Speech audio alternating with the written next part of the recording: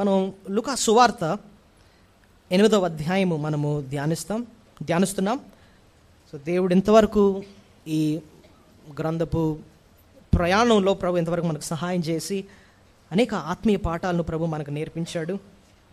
So ఇదినం కూడా మనము లూకా సువార్త 8వ అధ్యాయము 26వ వచనం నుంచి 39వ వచనం వరకు మనము ధ్యానించుకుందామండి.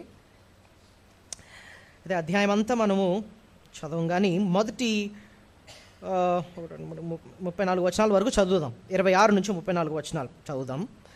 వారు గలిలయకు ఎదురుగా ఉండు గెరాసేనీయుల దేశమునకు వచ్చిరి.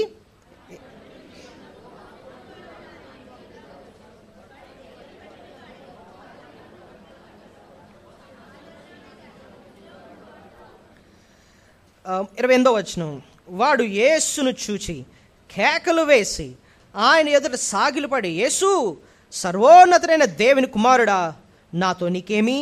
నన్ను బాధపరచుకోమని నిన్ను వేడుకొంచున్నాని కేకలు వేసి చెప్పెను.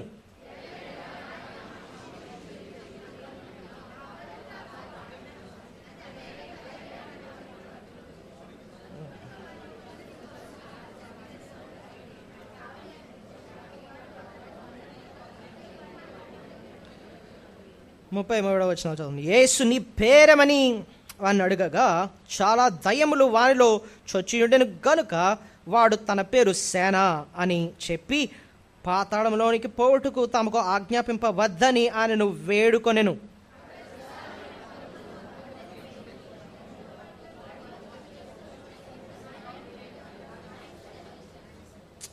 ఇప్పుడు దయ్యములు ఆ మనిషిని విడిచిపోయి పందుల్లో చొచ్చును గనుక ఆ మంద ప్రాతం నుండి పర్వతంలోనికి వాడిగా పరిగెత్తి ఊపిరి తిరగక చచ్చెను. 34.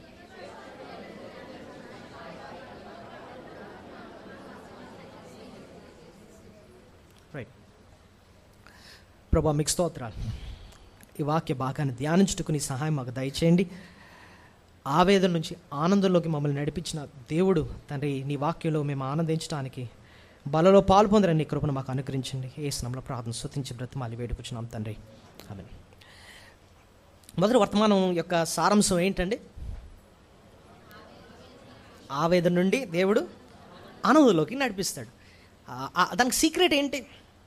ఎవరిని గురించి భక్తుడు అర్థం చేసుకున్నాడు? దేవుని గురించి అర్థం చేసుకున్నాడు. ఆయన నాకుంటే చాలు, ఆయన నా చాలైన దేవుడు అని అర్థం చేసుకున్నాడు. ఆయన గుణలక్షణాలను అర్థం చేసుకున్నాడు. ఎక్కడ లేని ఆనందం వచ్చిందన్నమాట. ఈ రెండవ వర్తమానంలో కూడానండి ప్రభువుని గురించి మనం అర్థం చేసుకోవాలి. మనం గత వారం ఈ భాగాన్ని మనం ధ్యానించినప్పుడు ఈ భాగంలో ప్రాముఖ్యంగా 3 వ్యక్తులు ఉన్నారని చూసాం. ఒకటి దయ్యం పట్టిన వ్యక్తి, రెండోదేమో దయ్యం, మూడోది యేసు ప్రభు, అంతే కదా? వాడేమో వ్యక్తి, రెండోదేమో దయ్యం, మూడోది యేసు ప్రభు. గత వారం మనం ఈ దయ్యం ఎవరు, ఏంటి సంగతి అన్నది కొన్ని విషయాలు మనం నేర్చుకున్నాం. ఈవేళ ప్రభువుని గురించి మనం ధ్యానించబోతున్నాం. ఎందుకంటే దయ్యం గురించి ముందు చెప్పారు అని అంటే, దయ్యం యొక్క అంటే అది ఎంత ప్రమాదకరమైందో అర్థం చేసుకున్నప్పుడు ప్రభు ఎంత విలువైన వాడో మనకి అర్థమవుద్ది కదండి. సో గతవారం దురాత్మ గురించి అర్థం చేసుకున్నప్పుడు కొన్ని ప్రశ్నలు వేసుకున్నాం. అసలు ఆ సాతాను ఎవరండి ఇంతకీ? ఒకప్పుడు సాతాను పరలోకంలో కెరూబు, ఒక దేవదూత. మిఖాయేల్ ఎలాగో, గాబ్రియల్ ఎలాగో, లూసిఫర్ ఒక దూత అన్నమాట, కెరూబ్ అన్నమాట. ఎలా ఉంటాడండి చూడడానికి? అసహ్యంగా ఉంటాడా? సౌందర్యవంతుడు, చాలా అందగాడు, అంతేకాకుండా చాలా జ్ఞానవంతుడు, అంతేకాకుండా చూడ్డానికి కూడా దగదగ మెరిసిపోతూ ఉంటాడనమాట.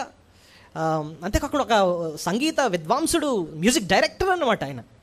ఒకప్పుడు చాలా పరలోకంలోనే దేవుణ్ణి ఆరాధించడానికి దూతలందరినీ నడిపించే అలాంటి పొజిషన్లో ఉన్నాడు అనమాట.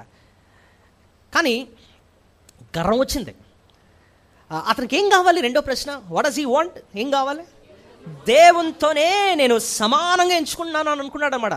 ఆఫ్టర్ నాకు ఇన్ని టాలెంట్స్ ఉన్నాయి, అసలు దేవుని కింద ఉండడం ఏంటి అసహ్యంగా, దేవునితోనే నేను సమానంగా ఉంచుకుంటున్నాడు అంటే దేవునికి రావాల్సిన ఘనత నాకు రావాలని కోరుకున్నాడు అనమాట. అది వాడికి కావాలి. అందుకోసం పరలోకం నుంచి తోయబడ్డాడు, అంతే కక్ష కట్టాడు అనమాట. దేవుని మీద కక్ష కట్టి కిందకు వచ్చిన తర్వాత ఆదాము అవ్వలను పట్టుకున్నప్పుడు కూడా అదే పాపాన్ని నేర్పిస్తాడు. ఇదిగో మీరు ఈ పండు తింటే మీరు కూడా ఏమవుతారు తెలుసా, దేవుళ్ళు అయిపోతారు. దేవుడికి ఎంత ఉన్న అవసరంలే, ఆఫ్టర్ ఆయనకి మనం లోపడడం ఏంటి, మనమే దేవునితో సమానం అయిపోతాం, పండు తిను అన్నట్టుగా ప్రేరేపించాడు. అయితే వాళ్ళు కూడా దేవుని శిక్షకు పాత్రలు అయిపోయారు, దేవుని ఉగ్రతకు పాత్రలు అయిపోయారు, ఆయన శాపానికి గురయ్యారన్నమాట. సాతాను వాళ్ళని స్వాధీనపరుచుకున్నాడు, లోకమంతటిని ఆ రీతిగా స్వాధీనపరుచుకున్నాడు.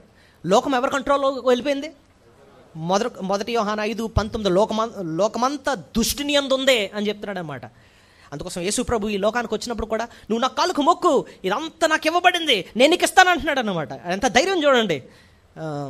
సో కిరీటమేమో దేవుడు మనిషి మీద పెడితే సాతానికి లోబడిపోయి ఈ కిరీటాన్ని మనిషి ఎవరికి ఇచ్చేసాడు? సాతానికి ఇచ్చాడు అనమాట. సో అది మనం చూసాం. అయితే మనం ఇంకో ప్రశ్న ఏం చూసామంటే, వాడు మనల్ని ఎందుకంటే అటాక్ చేస్తున్నాడు, వాడు టార్గెట్ మనం ఎందుకున్నామండి అని చూస్తే, దేవుడేమో మనల్ని ఆయన రాజ్యంగా చేసుకున్నాడు. లోకమేమో మొత్తం సైతాన్ కంట్రోల్ ఉంటే, ఇదే లోకంలో ప్రభు ఈ లోకానికి వచ్చి ఆయన రాజ్యాన్ని స్థాపించాడు.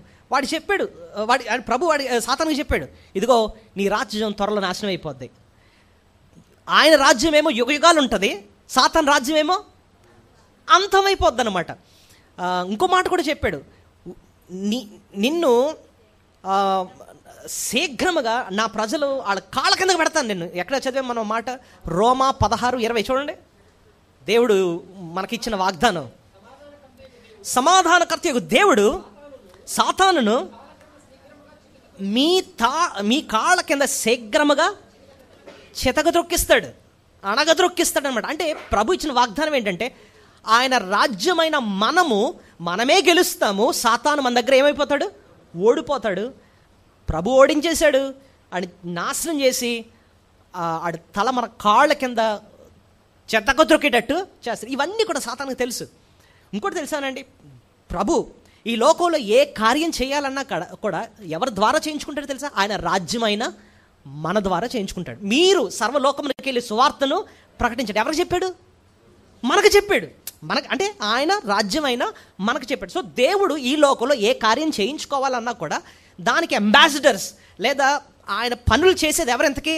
మనమే. మన ద్వారానే ఆయన కార్యాలు జరిగించుకుంటూ ఉంటాడు. మనమే దేవుని రాజ్యం. అయితే ఆయన రాజ్యం వ్యాప్తి అవ్వకుండా ఉండడానికి వాడు ఏం చేస్తాడంటే మనల్ని అటాక్ చేస్తూ ఉంటాడు అనమాట. మన ద్వారా దేవుని పరిచర్య జరగకూడదు, మనల్ని భక్తిలోంచి దూరం చేసేయాలి, దేవునికే అవిధేయులుగా తయారు చేసేయాలి, మనల్ని ఆ రకంగా మనల్ని చంపేయాలి, నాశనం చేసేయాలి. అప్పుడు కానీ దేవుని పని ఆగదు అన్నట్టుగా మనల్ని అటాక్ చేస్తూనే ఉంటాడు అనమాట. అది వాడి ఉద్దేశం. అయితే మనం నేర్చుకున్న ఏ రీతిగా అటాక్ చేస్తూ ఉంటాడు? 4వ ప్రశ్న ఏంటంటే, ఏ రీతిగా?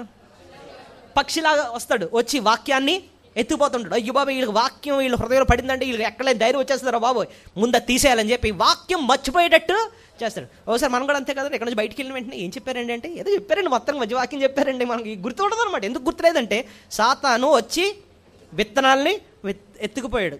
కాబట్టి బహుజాగ్రత్తగా ఉండాలన్నమాట. ఇంకా ఎలాగ వచ్చి అటాక్ చేస్తారు చెప్పండి? ఐక్యతను పాడు చేస్తాడు. ఐక్యతలో ఎంతో బలం ఉంది, సంఘం చాలా ఐక్యంగా ఉంది, అమ్మో వీళ్ళ మధ్యలో దూరిపోవాలి, అర్జెంట్గా మనలో ఉన్న ఐక్యతను పాడు చేయాలి. కుటుంబాల్లో ఐక్యత తీస్తాడు, సంఘంలో ఉన్న ఐక్యతను తీస్తాడు అనమాట. చాలా క్విక్గా వస్తూ ఉంటాడు అనమాట. మనం గుర్తించాలి, మెలుగు పడుతూ ఉండాలి, అమ్మో ఇది శత్రువు పని. ఇంకా నరహంతకుడు వాడు నైజమే ఏంటంటే నరహంతకుడు అంటే మనుషుల్ని చంపేస్తాడు.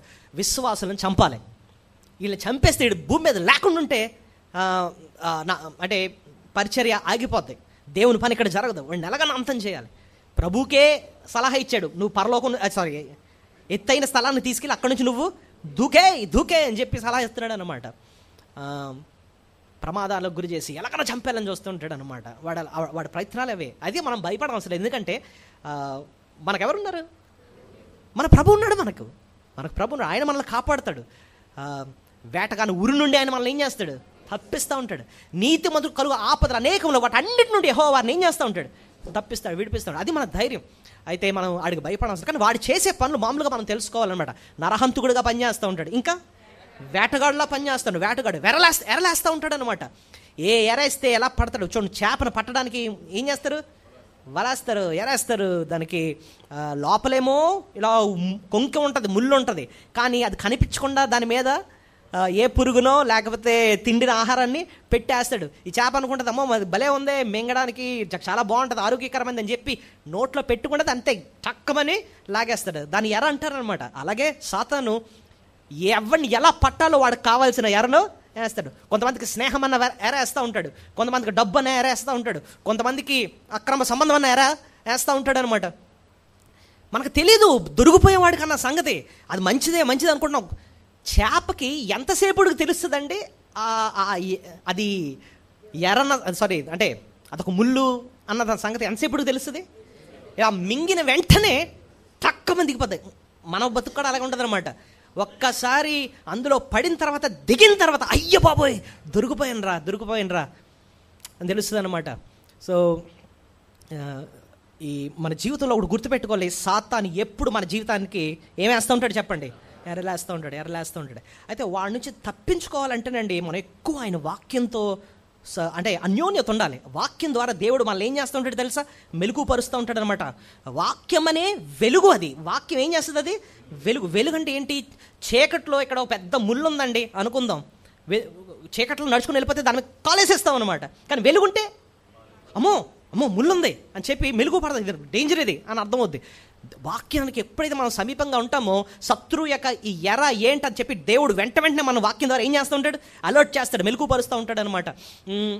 ఇంకేం నేర్చుకున్నాం? పరిచర్యకి అభ్యంతరం తీసుకుంటాడు. దేవుని పరిచర్యకి ఏం చేస్తూ ఉంటాడు?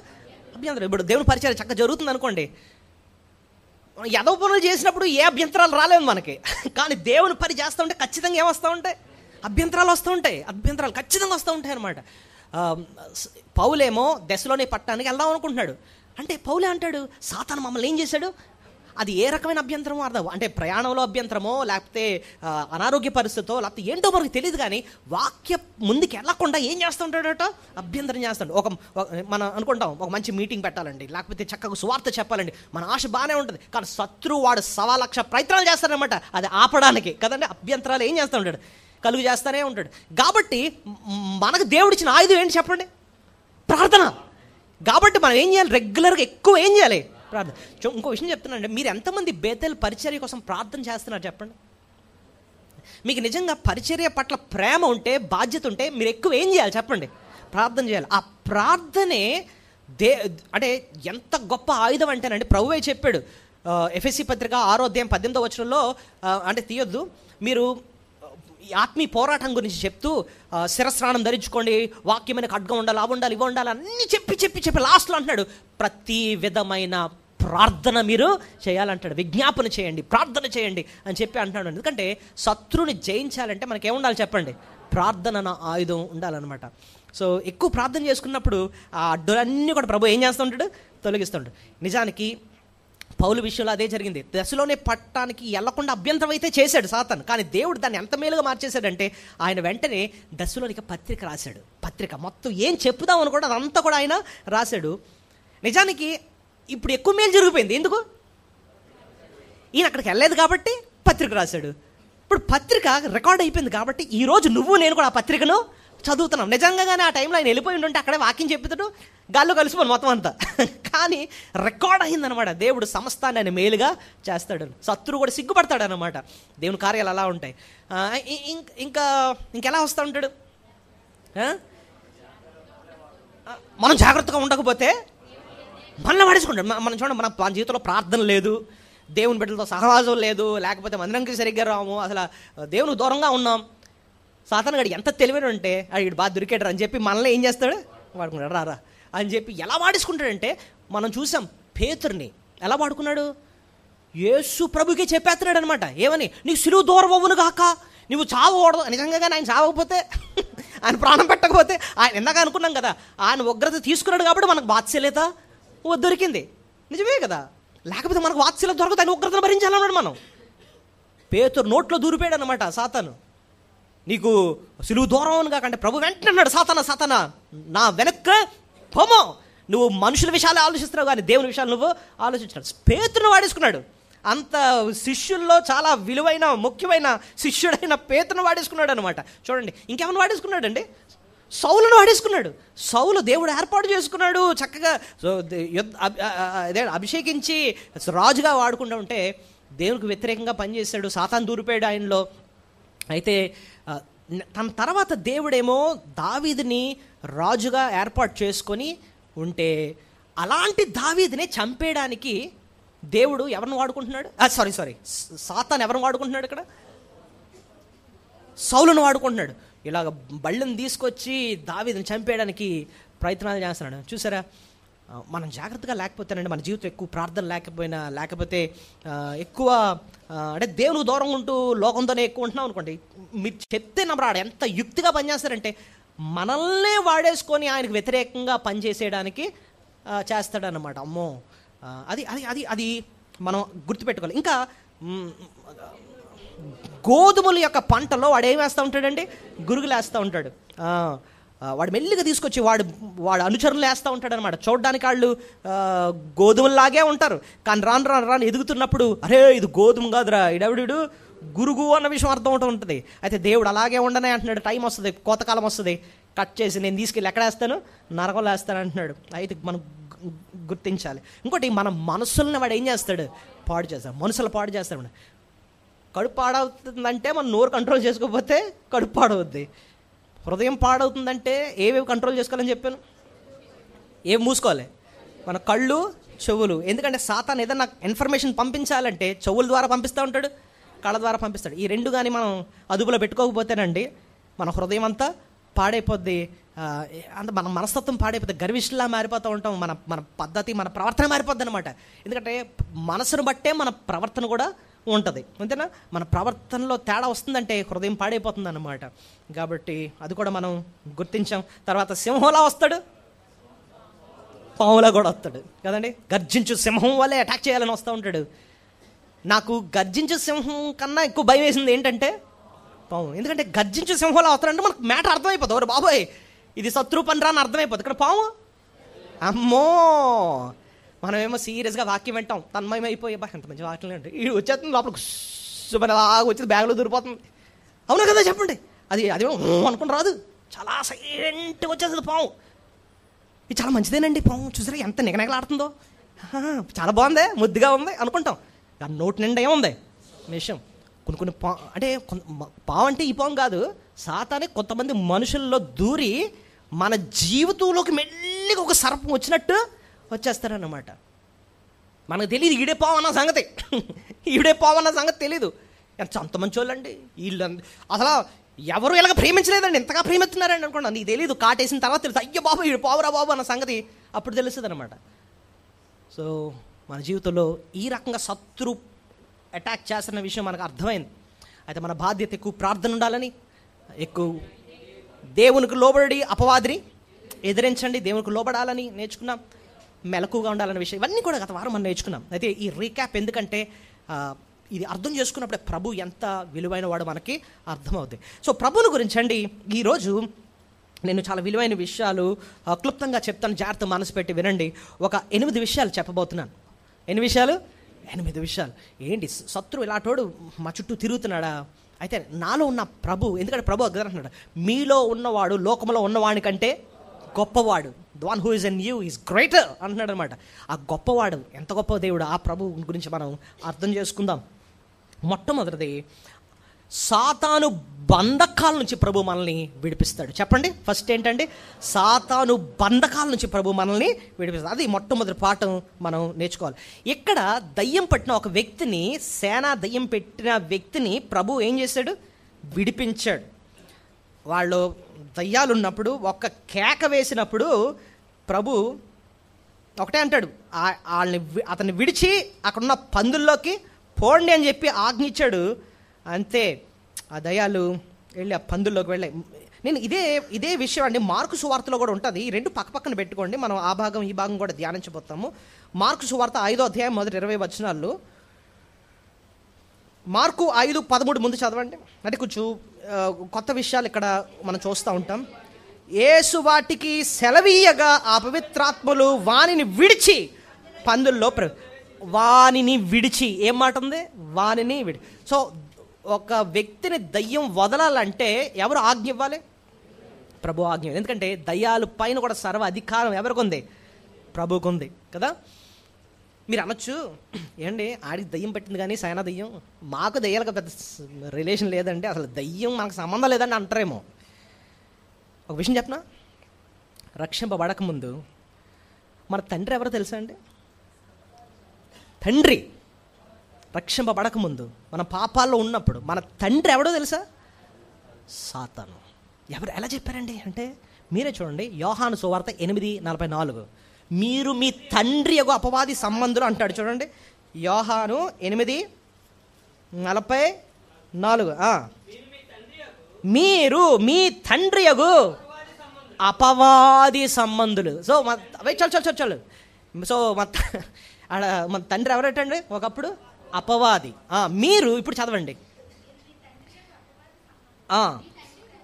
మీ తండ్రి దురాశలను ఏం చేస్తున్నారు?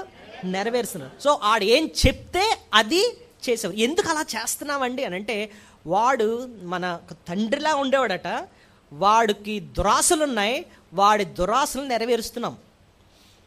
ఇంకోటి చెప్పనా అండి, 2 కొరింథీయులో ఏముందంటే మనకు గుడ్డితనం కలుగు చేశాడట. ఏం చేశాడు? గుడ్డితనం అన్న మాటని ఇంకా కరెక్ట్గా చెప్పాలంటే, ఇప్పుడు చూడండి,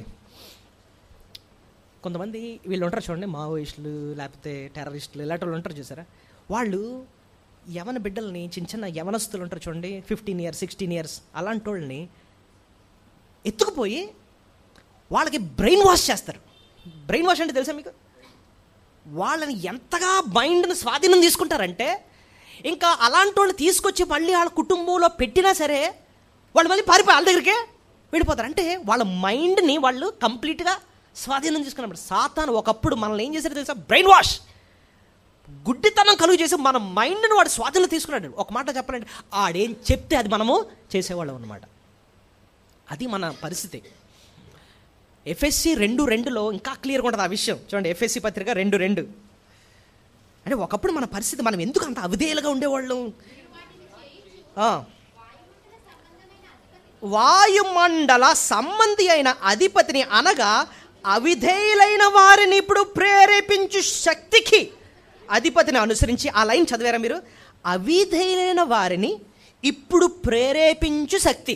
ఇప్పుడు ఒకప్పుడు మనం దేవునికి అవిధేయులుగా ఉండేవాళ్ళం. ఎందుకు? ఒక శక్తి మనల్ని ప్రేరేపిస్తుందంట. ఎవరా శక్తి? అది పాయింట్. ఇప్పుడు అర్థమైందా?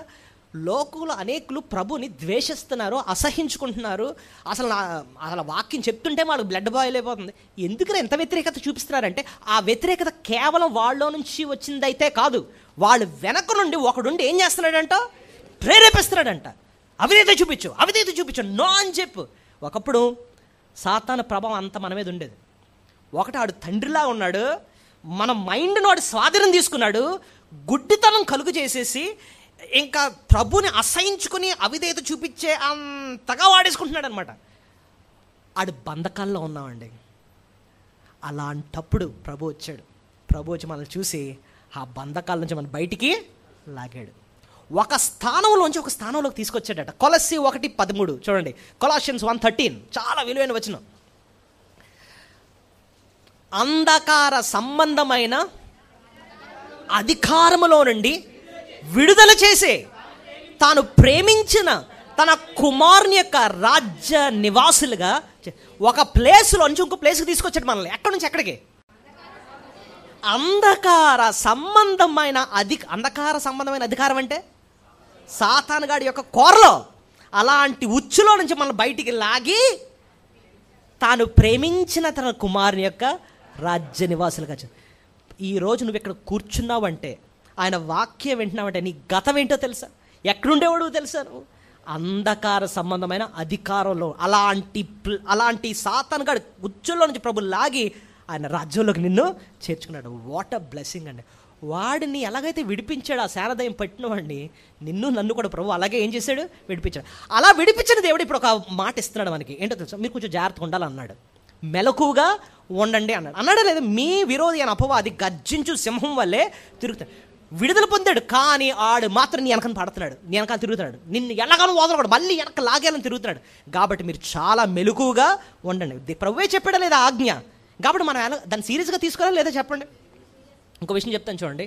ఇంగ్లీష్లో ఒక స్టేట్మెంట్ ఉంది, playing at the mouth of the devil. చెప్పండి, playing at the mouth of the devil అంటే అర్థం ఏంటో చెప్పనా? దేవుడు మనల్ని శత్రువు యొక్క రాజ్యంలో నుంచి, కొన్ని పాపాల నుంచి ప్రభు మనల్ని బయటికి లాగాడండి. ఇప్పుడు నువ్వేం చేస్తున్నావంటే మళ్ళీ సాతనగడ మూతి దగ్గరే ఆడుతున్నావు అనుకుందాం. మూతి దగ్గరే ఆడడం అంటే ఏంటి? సపోజ్ అనుకుందాం, దేవుడు నిన్ను ఒక భయంకరమైన త్రాగుడి నుంచి విడిపించాడండి. ఒక గుంపు ఉన్నారు, వాళ్ళతోనే కూర్చొని తాగేవాడివి, వాళ్ళతోనే కూర్చొని ఎదవేషాలన్నీ వేసేవాడివి, విపరీతమైన తాగుబోతువా. కానీ ప్రభు మొత్తం మీద అందులోంచి నేను విడిపించాడు.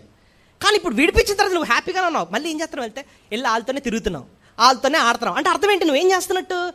సాతాను యొక్క మూతి దగ్గరే నువ్వేం చేస్తున్నావు? ఆడతావు. అప్పుడు ఆడేం చేస్తాడు? తప్పలోకుంటాడు, మళ్ళీ ఆడికి అదే కావాలి. అర్థమైందా మీకు? సంసోన్ చేసిన పది అదే. ఫస్ట్ టైము మనోడు తిమ్మనాన్న ఊరికి వెళ్ళి ఒక ఫిలిస్తీరాన్ని పెళ్లి చేసుకున్నాడు. దానివల్ల చాలా నష్టం తెచ్చుకున్నాడు, ఎంతో అవమానం వచ్చింది. తన భార్యనేమో వాళ్ళ నాన్న ఏం చేశాడు? ఇంకోటికి వెళ్ళి పెళ్లి చేసేసాడు. తనేమో ఈ కోపం మీద వెళ్ళి మొత్తం అందరినీ నక్కలను పట్టుకొని మొత్తం నాశనం చేసాడు, వాళ్ళని చంపేశాడు. ఇదంతా పెంట అయిపోయింది తన జీవితం. యవ్వనస్తుడు, మంచి జీవితం పాడు. బుద్ధి తెచ్చుకోవాలా?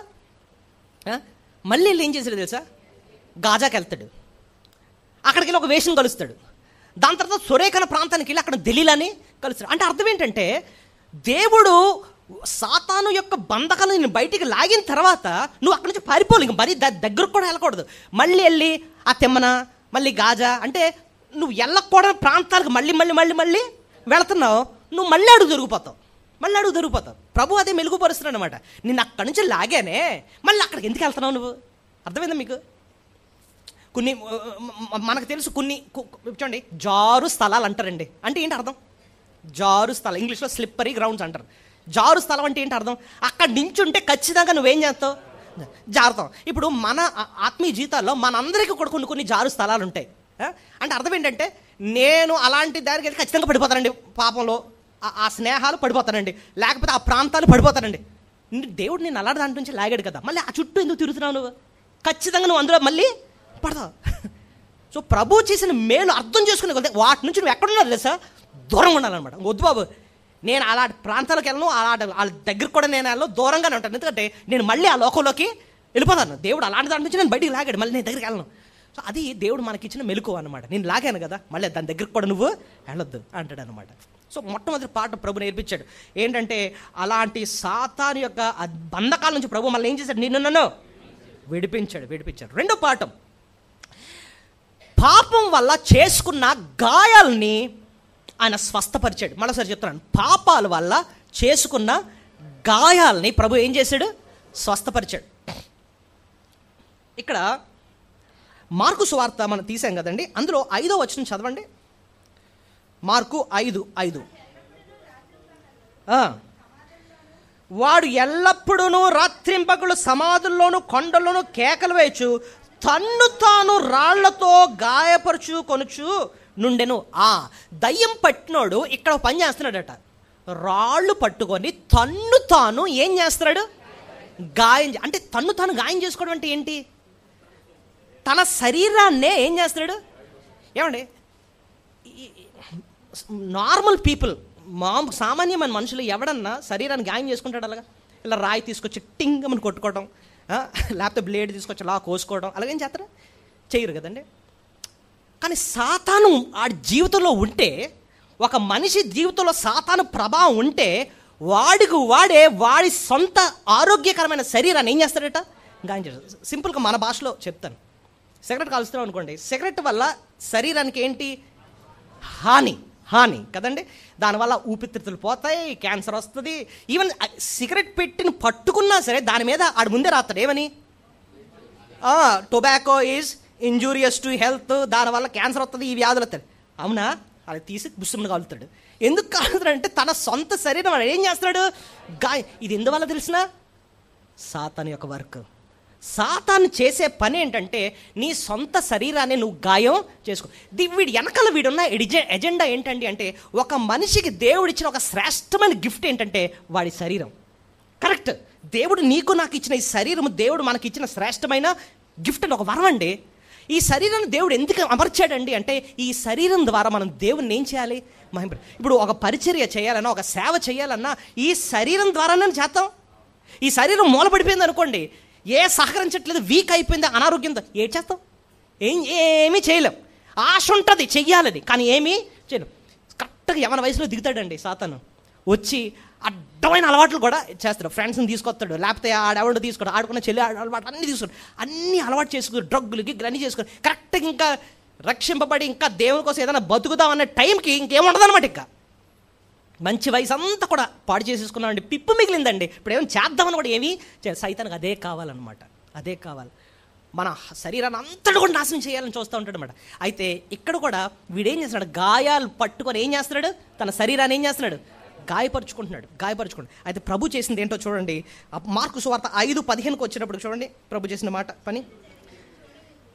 జనులు జరిగినది చూడవెళ్ళి యేసునొద్దకు వచ్చి, సేనాను దయ్యములు పట్టినవాడు బట్టలు ధరించుకొని స్వస్థ చిత్తుడై, ఆ లైన్ అండర్లైన్ చేసుకుంటాడు. స్వస్థ చిత్తుడై అంటే అర్థం ఏంటి? అప్పుడు వరకు గాయాలు చేసుకున్నాడు కదా, ఆ గాయాలన్నిటినీ ప్రభు ఏం చేశాడు, మాన్పాడు. ఒక మాట స్వస్థత ఇచ్చాడు అనమాట. దేవుడు మన జీవితంలో చేసింది అదే. ఏంటో తెలుసా, పాపం వల్ల మనం ఎంత నష్టం తెచ్చుకున్నాం, మన శరీరాన్ని అంతటి పాడు చేసుకున్నాం, ఆరోగ్యం అంతటి పాడు చేసుకున్నాం. రక్షించినప్పుడు కృప చూపించి నువ్వు పోగొట్టుకున్న నీ ఆరోగ్యాన్ని ప్రభు మళ్ళీ ఇచ్చాడు. ఎందుకు ఇచ్చాడు తెలుసా? ఇక మీదటన్నా ఆయన కొరకు నువ్వు జీవించాలని. ఎంత మంచి దేవుడు, ఆలోచించండి.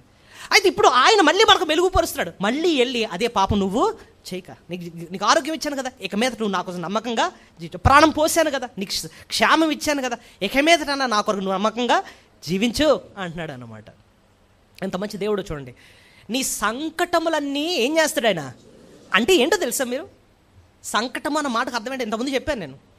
మనం వద్దన్న పని చేసి తెచ్చుకున్న నష్టాలు అంటండి, వద్దన్న పని చేసి తెచ్చుకున్న నష్టాలు. ఇంగ్లీష్ బైబిల్లో చూస్తే he healed all your diseases అన్న మాట ఉంటుంది అనమాట. అంటే వద్దన్న పని చేసి తెచ్చుకున్న రోగాలు అంటండి. దానివల్ల శరీరం అంతా రోగం తెచ్చుకొని పాడు చేసేసుకున్నాం, బలహీనమైపోయాం. ఆయన హీల్ చేసి ఇంకా ఆరోగ్యం ఇచ్చి మళ్ళీ నిలబెట్టాడు. ఇక మీద నాకు ఒక నమ్మకంగా జీవించిన ఆయన అంటాడు అనమాట. సాతాను ఏం చేస్తాడు చెప్పండి, శరీరాన్ని ఏం చేయాలంటాడు, ఖాన్ చేసేసుకో. రాత్రి 2 అయినా 3 అయినా సరే అలాగే చూడు, ఫోన్ని చూసి చూసి చూసి కళ్ళని పాడు చేసేసుకో. తర్వాత నువ్వు బైబిల్ చదవడానికి కూడా నీ కళ్ళు సరిగ్గా కనిపించవు. అప్పుడు నువ్వు బాధపడతావు, నిజంగా బాధపడతావు. అరే మంచి కళ్ళు బాగున్నప్పుడు అడ్డమైన చూసి చూసి చూసి నా కళ్ళంతటి నేను చేశాను, పాడు చేసుకుని. ఇప్పుడు నిజంగా వాక్యం చదువుదామన్నా చేయలేకపోతున్నాడండి, కళ్ళు సహకరించట్లేదండి. శరీరం అంతటి పాడు చేయాలని చూస్తాడు. చెడు అలవాట్లు చేసేసుకో. ఇది అందరికీ టచ్ అవ్వాలి ఈ విషయం. ఏ వ్యసనాల వల్ల మన శరీరాన్ని పాడు చేసుకున్నామో, అయితే దీని వెనక సాతాను ప్రభావం ఎంత ఉండేదో గమనించండి. ప్రభు నిన్ను విడిపించాడు. ఇక వెళ్ళు, మళ్ళీ పాపము చేయొద్దు, నీ శరీరాన్ని పాడు చేసుకోవద్దు. ఇక మీద దేవుడిచ్చిన ఆరోగ్యాన్ని ప్రభు కొరకు వాడు అదే చేస్తాడు. ప్రభువా నేను నీతో వచ్చేస్తాను నాయన, ఇంకా నీ పరిచయం చేస్తాను నాయన అంటే, నువ్వు వెళ్ళి మీ సొంత వాళ్ళకి వెళ్ళి వాకింగ్ చెప్పు, నీకు ఆరోగ్యం ఇచ్చాను కదా, వెళ్ళు అంటాడు అన్నమాట ప్రభు. సో 3వ పాఠం ఏంటో నేర్చుకుందాం. తన సిగ్గును వస్త్రంతో కప్పాడు. 3వది ఏం చెప్పండి, తన సిగ్గును ప్రభు ఏం చేశాడు, వస్త్రంతో కప్పాడు. వీడు దయ్యం పట్టినప్పుడు ఎలా ఉండేవాడు తెలుసా? మీరే చూడండి, లూకాసు వార్తకి వెళ్ళిపోదాం. లూకాసు వార్త 8వ అధ్యాయము చాలా స్పష్టంగా రాశాడు ఇక్కడ. 27వ వచనం, లూకా 8:27. ఆయన ఒడ్డున దిగినప్పుడు ఆ ఊరు వాడొకడు ఆయనకు ఎదురుగా వచ్చును. వాడు దయ్యములు పట్టిన వాడై బహుకాలం నుండి బట్టలు కట్టుకొనక. సో దయ్యం పట్టినవాడుకు ఉండే ఇంకో లక్షణం ఏంటి ఇక్కడ, వాడు ఒంటి మీద ఏమంటలేదు, బట్టలు లేదనమాట, వస్త్రహీనంగా ఉన్నాడు. అయితే ప్రభు ఏం చేశాడు తెలుసా? 35వ వచనంకి వచ్చినప్పటికీ, జనులు జరిగిన దానిని వెళ్ళి యేసునద్దకు వచ్చి, దయ్యములు వదిలిపోయిన మనుషుడు బట్ట బట్టలు కట్టుకొని, ఆ లైన్ చూసారా? అంటే బట్టలు లేనివాడికి ప్రభు ఏమి ఇచ్చాడండి? బట్టలు ఇచ్చాడు. మీరు అనొచ్చు, అందులో ఏముందండి, ఆడికి మైండ్ సరిగ్గా లేక బట్టలు ఇప్పించుకుని తిరిగాడు, ఇప్పుడేం ప్రభు బట్టలు వేసాడండి, అందులో పెద్ద గొప్ప విషయం ఏముందండి అని మీరు అనొచ్చు. చాలా లోతైన విషయం ఉంది. ప్రభు నీకు నాకు వస్త్రం ఇచ్చాడు. దేనికో తెలుసా? వీడికి బట్టలు లేకుండా సిగ్గు ఉందేమో, కానీ మన పాపము ఇంకా సిగ్గుమాలినది. అలాంటి పాప బ్రతుకుని ఆయన కప్పటానికి ఆయన ఏమిచ్చాడు తెలుసా అండి? నీతి అన్న వస్త్రాన్ని, ద రోబ్ ఆఫ్ రైచియస్నెస్ అన్నమాట. పాపం అన్నది దిగంబరత్వాని కన్నా భయంకరమైనది అనమాట, అసహ్యమైనది. సో అలాంటి సిగ్గు, అవమానం చూడండి, మనం చేసిన పాపం బయటపడితే మన సొంతోళ్ళు ఏం చేస్తారు? కాంటించే ముఖం మీద ఉమ్మేస్తారు, నువ్వు ఇలాంటోడవా అని. మన పాపం అంత భయంకరమైన సిగ్గు, అవమానాన్ని తీసుకొస్తుంది మనకి. దేవుని ముందు తల ఎత్తుకోకుండా చేస్తుంది అనమాట. ఆదామావులు ధైర్యంగా ప్రభుని ఎదుర్కొనేవారు. ఎప్పుడైతే పాపం చేశారో పరుగున ఎక్కడికి వెళ్ళిపోయారు? చెట్టు చాటుకి వెళ్ళిపోయి బాబోయ్ బాబోయ్ బాబోయ్. ఆ సిగ్గు అన్నది ఎందుకు వచ్చిందండి అంటే, పాపం ఏం తీసుకొచ్చింది? సిగ్గును తీసుకొచ్చింది. అలాంటి సిగ్గును ప్రభు ఏం చేసేది తెలుసా? ఆదామావులను పిలిచి ఏం చేశాడు? చర్మపు చొక్కాల్ని తొడిగించి వాళ్ళ సిగ్గుని కవర్ చేశాడు అనమాట. అది ఆత్మీయంగా మనం ఆలోచిస్తేనండి, మనం చేసిన పాపానికి, అవమానానికి ప్రభు మన కోసం ప్రాణం పెట్టి ఆయన నీతిని మనకు కప్పాడన్నమాట. దేవుడు ఇప్పుడు మనల్ని చూస్తున్నప్పుడు ఒక పాపిగా చూడ్డు, ఆయన నీతిమంతుడు. ప్రభు ఎలాగన్నా ఆయన ఎన్నో పాపాలు చేశాను కాదు, నా కుమారుని నీతి నేను కప్పాను. ఇప్పుడు చూడండి, ఇక్కడ వైట్ లైట్ ఉంది, దీన్ని రెడ్గా చూడాలంటే ఏం చేయాలి చెప్పండి? రెడ్ కవర్ వేసాను ఎలా కనపడుతుంది? అది రెడ్గా కనపడుతుంది. ఒక ఘోర పాపులైన మనల్నే దేవుడు ఆయన నీతితో ఎప్పుడైతే కప్పాడో, ఆయన మనల్ని చూస్తున్నప్పుడు నువ్వు నీతిమంతుడివి అంటున్నాడు అనమాట. ఎందుకంటే ఆయన నీతి నువ్వు సంపాదించిన నీతి కాదు, నువ్వు చేసిన మంచి పనులు కాదు, ఉచితంగా నేను నీకు అనుగ్రహించిన నీతి. ఆ నీతితో మన సిగ్గుని, అవమానాన్ని ఆయన ఏం చేశాడండి? కప్పాడు. అందుబట్టే మనం దేవుని ఎంతో స్తుతులు చెల్లించాం. దేవా నిజమే, వాడికి ఇంకా బట్టలు లేకుండా సిగ్గు ఉందేమో, కాదు నా పాపం వల్ల సిగ్గు తెచ్చుకున్నాను నాయన. నా బతుకు బయటపడితే కాంటు చుమ్మేస్తారు నాయన, అలాంటి బతుకు నాది. కానీ నీకు తెలుసు నేను ఎంత అవమానపు పనులు చేశాను, కానీ నువ్వు నన్ను క్షమించావు, సరిచేసావు, కాదు నీ నీతిని నాకు కప్పావు, అందుబట్టి నీకు స్తోత్రాలు. ఇప్పుడు ఇంకొకటి చాలా విలువైన పాయింట్, ఒక విషయం చెప్తా, జాగ్రత్త మనసు పెట్టి వినండి. పాపము విస్తరించకుండా దేవుడు మనిషికి వస్త్రాన్ని ధరింపజేశాడు. మరొకసారి చెప్తున్నాను, పాపము విస్తరించకుండా మనిషికి ఫస్ట్ వస్త్రాన్ని ధరింపజేసింది ఎవరు? దేవుడు. ఆదాము అవ్వలకి వాళ్ళు ఎప్పుడైతే పాపం చేశారో వాళ్ళ మైండ్ పాడైపోయింది. వాళ్ళ మైండ్ ఇన్నోసెంట్ మైండ్ అయితే కాదన్నమాట. దేవుడు వెంటనే వాళ్ళకి వస్త్రాన్ని కవర్ చేశారు. బైబిల్లో ఎక్కడ చూసినా సరే దేవుడు చక్కగా వస్త్రాలు వేసుకోమని చెప్పాడు. సో పాపము విస్తరించకుండా ఏం ధరించుకోవాలి? వస్త్రాలు ధరించుకోవాలి. కానీ సాతాను ఏం చేస్తాడు తెలుసా? పాపాన్ని విస్తరించడానికి ఏది వాడుకుంటాడు చెప్పండి? దిగంబరత్వాన్ని, నేకెడ్నెస్ని. సినిమా ఎక్కువ హిట్ అవ్వాలంటే అందరూ నీట్గా సూట్ అది వేసుకొని చక్కగా నీట్గా నిండు కట్టుకొని యాక్టింగ్లు చేస్తారంటే ఎవడ చూడట్లే. అర్ధనగ్నంగా డ్యాన్స్ చేయమని చెప్పండి, బా వ్యూసే వ్యూస్, తెగ హిట్ మే హిట్. అర్ధనగ్నానికి వచ్చేంత డబ్బు దేనికి రావట్లేదు. సో పాపాన్ని విస్తరింపచేయడానికి దేవుడు సాతాను ఏది వాడుకుంటున్నాడు? నగ్నత్వాన్ని. అది మనం ఆత్మీయ కోణంలో మనం ఆలోచించాలి. అయ్య బాబాయ్ సాతాను పనా ఇది. ఇంకోటి తెలుసా అండి, చూడండి, ఎవడి జీవితంలోన సాతాను పనిచేయడం మొదలెట్టాడంటే వాడు వస్త్రధారణ మారిపోద్దండి. మీరు గమనించండి.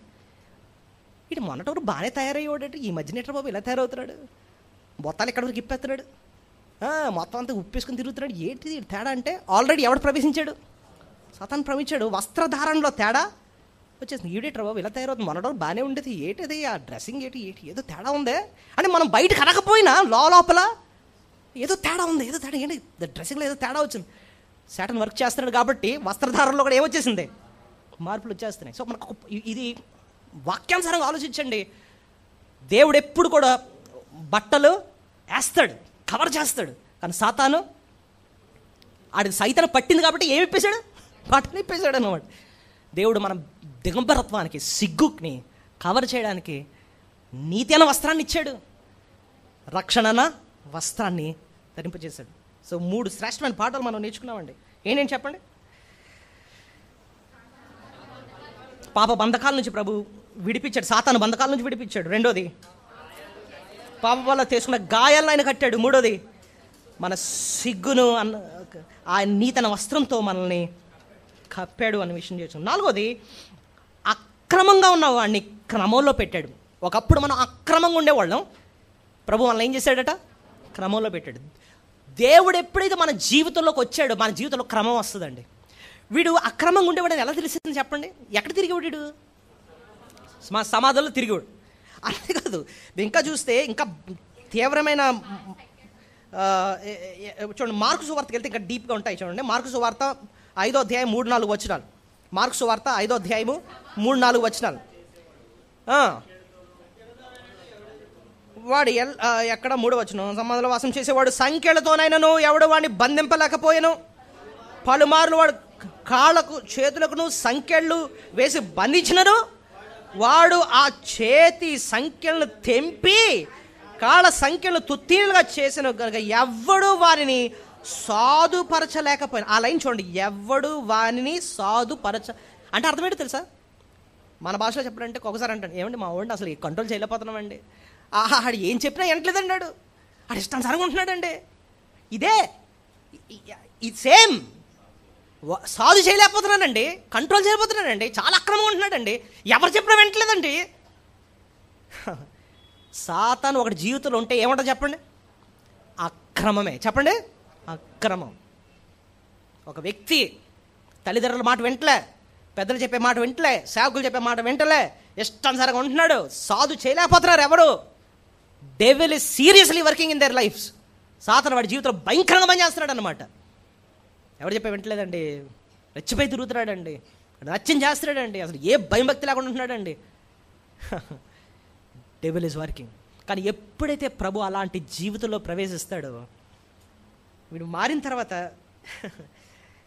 ఎంతో క్రమంలోకి వచ్చాడు, కామ్గా వచ్చాడట, ప్రభు పక్కన కూర్చున్నాడట.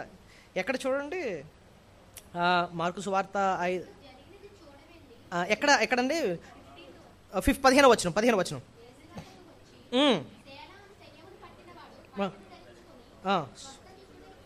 కూర్చొని ఉండట. అబ్బా, ఎక్కడ కూర్చున్నాడు ఇప్పుడు? ప్రభువు దగ్గరికి వచ్చి ఏం చేశాడు? చక్కగా కూర్చున్నాడు. ఇంతకుముందు అక్రమం ఉన్నవాడు దేవుని మందిరంకి వచ్చి చక్కగా మనం ఇలా కూర్చున్నాం అంటే, వాక్యం వింటున్నామంటే ఈ క్రమంలో పెట్టింది ఎవరండి? దేవుడండి.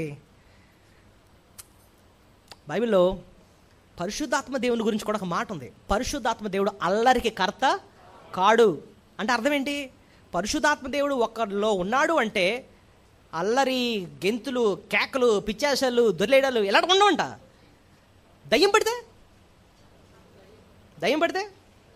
దొర్లేయడం. మీరు మార్కు సువార్త 9వ అధ్యాయం చూడండి. దయ్యం పట్టినంట కుర్రోడే. దయ్యం అంట కొన్నిసార్లు నీళ్ళలో పడేస్తుందంట, కొన్నిసార్లు అగ్నిలో పడేస్తుందంటండి. ఆడు కంట్రోల్లో ఉండట్లేదు అనమాట, ఇష్టానుసారంగా. కొంతమంది కింద పడి దొర్లేసి కేకలేసి మందులో ఒకడు వాన్ చేశాడట. చేసి ఏంట్రా వాన్ చేసావంటే పాపాన్ని కక్కుతున్నాను అంటున్నాడట. పాపాన్ని అదే అది దానికి దీనికి కనెక్షన్ ఏముంది అసలు? ఇంత అక్రమం జరుగుతూ మళ్ళీ దేవుని కార్యం అంటున్నాడు. లేదు, సాతాను దూరితేనే వాళ్ళు పిచ్చేసలు వేస్తాం. పరిశుద్ధాత్మ దేవుడు ఒకళ్ళు ఉన్నాడు అంటే దాని అర్థం ఏంటో తెలుసా? క్రమం వచ్చేస్తుంది నీ జీవితంలో. నీ మాటలో క్రమం ఉంటుంది, నీ ప్రవర్తనలో క్రమం ఉంటుంది, నీ పద్ధతి అంతా కూడా చాలా క్రమంలో ఉంటావు అనమాట. పరిశుద్ధాత్ముడు అల్లరికి కర్త కాడు. డెవిల్ ఉంటేనే నీ జీవితంలో అంత అక్రమం కనపడుతుంది అనమాట. సో ప్రభు ఎంత మంచి దేవుడు అంటే అక్రమంలో ఉన్న వ్యక్తిని ఎలా మార్చాడండి? క్రమంలో ఉండేటట్టు చేశాడు. 5వ విషయం, ఇంతకుముందు వీడు ఒంటరిగా ఉండేవాడు సమాధుల్లో. చూడండి, లూకా సువార్త 8:27. కుటుంబంతో ఉండేవాడు కాదు. లూకా సువార్త 8:27 ఆఖరి లైను. బహుకాలం నుండి బట్టలు కట్టుకొనక సమాధుల్లోనే కానీ ఇంటిలో ఉండేవాడు కాదు. ఎక్కడ ఉండేవాడు కాదటండి. ఇంగ్లీష్ బైబిల్లో చూస్తే ఇంట్లో ఉండేవాడు అంటే ఫ్యామిలీ అన్న మాట ఉంది. కుటుంబంతో ఉండేవాడు కాదట. ఎక్కడ ఉండేవాడు? సమాధుల్లో ఎవరు ఉంటారండి? శవాలు ఉంటాయండి, దయ్యాలు కూడా ఉంటాయి. సమాధుల్లో ఆడు చచ్చిపోయిన వాళ్ళు ఆల్రెడీ వెళ్ళిపోయారు, అయితే పరలోకంగా లేకపోతే ఆడ శవం తప్పేం లేదు అక్కడ. కానీ వీడు ఒక్కడే కూర్చుంటాడట. ఎక్కడ? సమాధిలో కూర్చుంటాడంట ఒక్కడే. ఆడు ఒంటరిగా ఉండేవాడు, ఎవరితో కలిసేవాడు కాదట. సమాధుల్లో దుర్గంధం, చెడుగు. కానీ వాడి స్థానాన్ని మార్చాడు ప్రభు. ఇప్పుడు ఎక్కడ కూర్చున్నాడు? ప్రభు పాదాల దగ్గర కూర్చుంటున్నాడు. సో సమాధుల్లో ఉన్న వ్యక్తిని ప్రభు పాదాల దగ్గరకు వచ్చేటట్టు ప్రభు చేశాడండి. కీర్తన 1వ అధ్యాయంలో మనకు తెలుసు కదా, దుష్టుల ఆలోచన చొప్పున్నాడు ఒక, పాపుల మార్గం నిలువక, అపహాసకులు కూర్చుండక అన్నమాట. అంటే లోకంలో ఎవరెవరు ఉంటారు? దుష్టులు, పాపులు, అపహాసకులు, ఈ బ్యాచ్ ఉంటారు అనమాట. ఒకప్పుడు మనం అక్కడే కూర్చునేవాళ్ళం. యెహోవా ధర్మశాస్త్రం ఆనందించుచు దివారాత్రము దాన్ని ధ్యానించేవాడు ధన్యుడు అంటున్నాడు. ఒకప్పుడు లోకంతో ఉండే మనల్ని దేవుడు తీసుకొచ్చి ఆయన వాక్యం ముందు కూర్చోబెట్టి, ఆయన పాదాల దగ్గర కూర్చోబెట్టి ఆయన ఆనందించేవాడిగా ప్రభు మనల్ని చేశాడు. సో తన స్థానాన్ని ప్రభు మార్చాడు. ఎఫెసీలో చూస్తాం మనం, ఆయనతో పాటు పరలోకంలో కూర్చుండబెట్టాడు 2:6. So he changed our position. ప్రభు ఎప్పుడైతే స్థానం మార్చాడో ఆయనతోనే కూర్చోవాలండి. మనం మళ్ళీ వెళ్ళి ఆ మురుగులో కూర్చోకూడదు. ఎందుకండి ప్రభు శారీరకంగానే ఆలోచిద్దాం. ఇంతకుముందు నువ్వు ఒక పాకలో ఉండేవాడివి అనుకుందాం. ఒక పెద్ద బంగ్లా ఇచ్చి బంగ్లాలో కూర్చొని అంటే రోజు వెళ్ళి పాకలో పడుకుంటా వెళ్ళి ఏం చేస్తాం? ఎంత ఇచ్చిన తర్వాత చెయ్యి ఇంకేం పాక, నా స్థానం మారిపోయింది అని చెప్పి బంగ్లాలో కూర్చుంటాం, వెళ్ళి అనుభవిస్తాం. ప్రభు అలా దరిద్రం నుంచి దేవుడు లాగి ఆయన శ్రేష్టమైన పాద సన్నిధిని ఇచ్చిన తర్వాత ఆయనలో ఆనందించాలి, ఆయన సహవాసంలో ఆనందించాలి, ఆయనలో ఆయన ఇచ్చే ప్రతి మధురాన్ని అనుభవించాలి. అంతేగాని మళ్ళీ తిరిగి ఆ లోకంలోకి మనము ఇప్పుడు ఇంత మారిన తర్వాత వీడిని వెళ్ళి బాబు మళ్ళీ వెళ్ళి సమాధానం పడుకోరంటే పడుకుంటాడే? చెయ్యి ఇంత ఇంకా మళ్ళీ వెళ్ళి అక్కడికి వద్దు. తప్పిపోయిన కుమారుడు పందులను వదిలేసి ప్రభు దగ్గర ఆ తండ్రి దగ్గరకు వచ్చేసాడు. తండ్రి ఏమో విందు చేస్తూ ఉంటే వెళ్ళి మళ్ళీ పందుల దగ్గరికి వెళ్తాడా? పొరపాటున అన్నాడు. కళ్ళ నీళ్ళు వచ్చేస్తాడు. ఎంతకాలం ఎంత ప్రేమించే తండ్రిని, ఎంత విందు చేసే తండ్రిని, ఎంత పట్టించుకునే తండ్రిని, ఏంటి ఎంత అద్భుతాన్ని, ఎంత శ్రేష్టమైన జీవితాన్ని విడిచిపెట్టేశాను నేను, పందుల దగ్గరికి వెళ్ళాను నేను అని చెప్పి అర్థం చేసుకొని ఇంకా మళ్ళీ పాత జీవితానికి ఇంకా వెళ్ళడన్నమాట. ప్రభు మన స్థానాన్నే ప్రభు మార్చేశాడు. ఆరోది ఆయన మన మొర ఆలకించు దేవుడు. ఆయన మన మొర ఏం చేస్తాడు? ఇది ఎలా చెప్పారండి అంటే లూకాసు వార్త 8వ అధ్యాయంలో ఉండండి, ఒక చిన్న రిక్వెస్ట్ అడుగుతాడండి. చూడండి 38వ వచనం, లూకా 8:38. ఆయన దోణి ఎక్కి తిరిగి వెలుచుండగా దయ్యములు వదిలిపోయిన మనుషుడు ఆయనతో కూడా తను ఉండనిమ్మని ఆయనను వేడుకొనెను. ఒకటి అడిగాడట, ఏంటంటే నేను కూడా బోట్ ఎక్కుతానని చెప్పి అడిగాడు. బోట్లో ఎంతమంది ఉన్నారు? 12 మంది శిష్యులు, యేసు ప్రభు 13. నాకు ప్లేస్ ఉంటే చూడండి నేను వచ్చేస్తానండి అని బోట్ ఎక్కేస్తానని వచ్చాడట. వస్తే ప్రభు ఏమన్నాడు చెప్పండి?